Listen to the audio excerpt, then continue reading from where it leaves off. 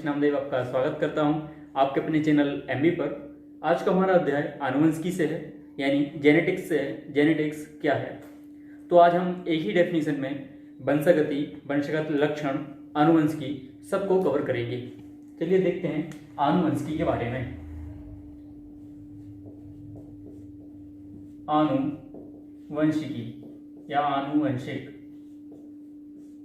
Genetics.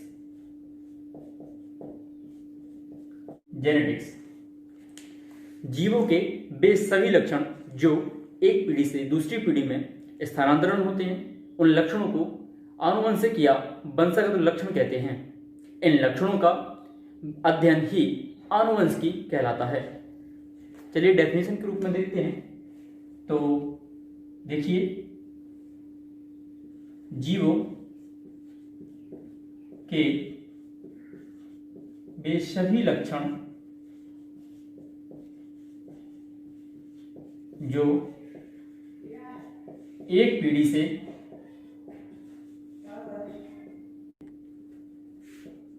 दूसरी पीढ़ी में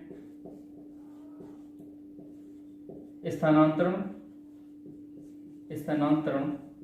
या स्थानांतरित होते हैं, उन्हें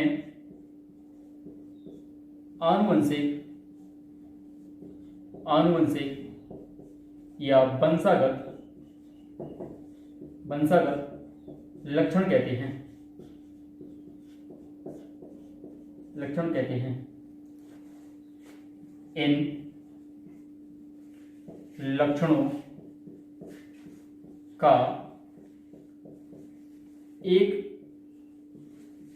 पीढ़ी से दूसरी पीढ़ी में स्थानांतरण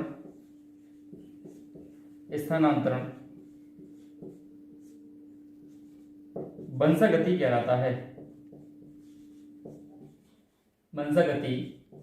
कहलाता है। इन विभिन्न लक्षणों की वंशागति को आनुवंशिकी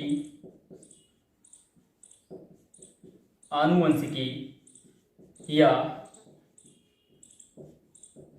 जेनेटिक्स कहते हैं। अगर डेफिनेशन के रूप में देखते हैं तो कह सकते हैं कि जीव विज्ञान की वह शाखा जिसके अंतर्गत सभी आनुवंशिक समानताओं, विभिन्नताओं आदि का अध्ययन किया जाता है, उसे आनुवंशिकी या जेनेटिक्स कहते हैं। आनुवंशिकी शब्द सर्वप्रथम सन 1905 में वैज्ञानिक डब्ल्यू बैटसन ने दिया था तथा आनुवंशिकी का जनक या फादर ऑफ जेनेटिक्स के रूप में देखते हैं तो ग्रेगर जॉन मेंडल को कहा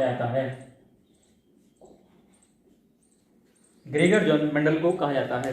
आनुवंशिकता या हेरिडिटी किसे कहते हैं, चलिए देखते हैं आनुवंशिकता या हेरिडिटी के बारे में। आनुवंशिकता या हेरिडिटी, तो हेरिडिटी क्या है? सभी जीव अपने समान संतान उत्पन्न करते हैं जो कि उनसे हूबहू या कह सकते हैं कि मिलती जुलती होती है। इस लक्षण को ही क्या कहते हैं? आनुवंशिकता कहते हैं। जैसे हाथी के बच्चे सदैव हाथी जैसे, घोड़े के बच्चे सदैव घोड़े जैसे और मनुष्य के बच्चे सदैव मनुष्य जैसे। ऐसा तो होता नहीं है कि मनुष्य के बच्चे घोड़े जैसे दिखने लगे, नहीं होता है। तो यही लक्षण क्या कहलाता है? आनुवंशिकता कहलाता है। चलिए देखते हैं।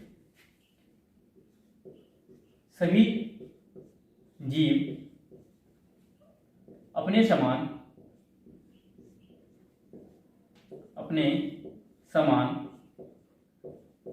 संतान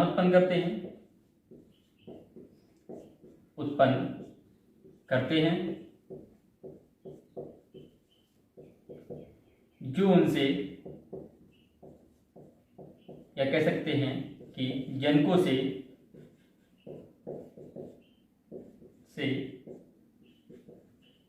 मिलते हैं, मिलते जुलते हैं।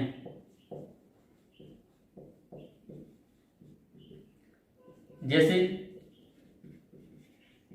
घोड़े के बच्चे सदैव घोड़े जैसे,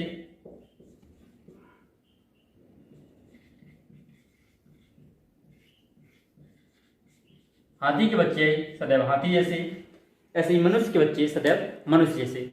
यानी जीव अपने समान संतान उत्पन्न करता है जो कि उससे हुबहू या कह सकते हैं कि मिलता जुलता होता है। इस लक्षण को ही क्या कहते हैं? आनुवंशिकता कहते हैं। आनुवंशिकता को और अच्छे से समझ लेते हैं, देखते हैं। जैसे मटर का पौधा मटर जैसा, मटर का पौधा सदैव कैसा? मटर जैसा।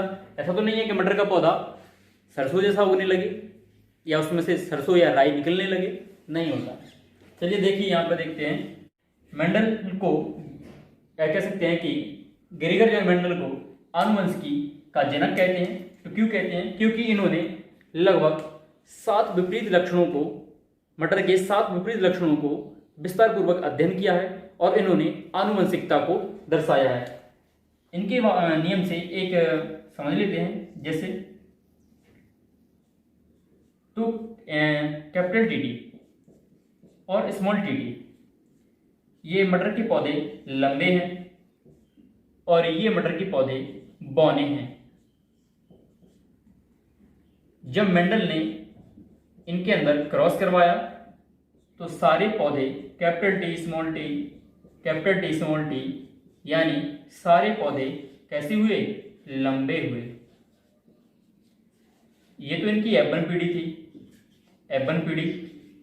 परंतु जब संकरों का क्रॉस इन्होंने दोबारा से करवाया तो इनके सारे लक्षण capital T small T, capital T small T, capital T small T, यानी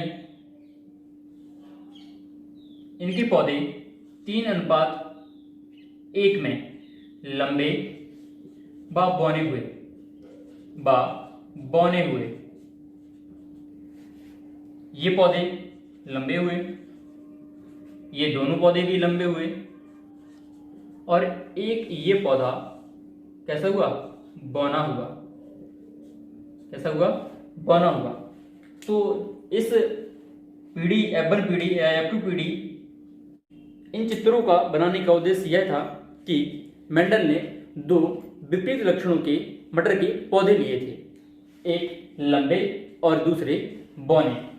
इन दोनों के बीच जब क्रॉस या संकरण करवाया तो F1 पीढ़ी में सारे पौधे कैसे हुए? लंबे हुए। तथा इन्हीं संकर मिश्रित संततियों का दोबारा से F2 पीढ़ी में क्रॉस करवाया तो देखते हैं कि इनके कुछ पौधे यानी कि 3 अनुपात में पौधे लंबे व 1 अनुपात में पौधे बौने हुए।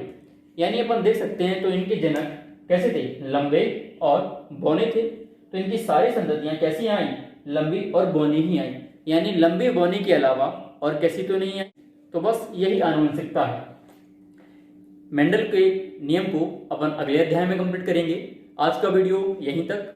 तो अगर आपको वीडियो अच्छी लगती है, हेल्पफुल लगती है तो इसे लाइक करें, अपने दोस्तों के साथ शेयर करें एंड मेरे या आपके अपने चैनल को सब्सक्राइब करें।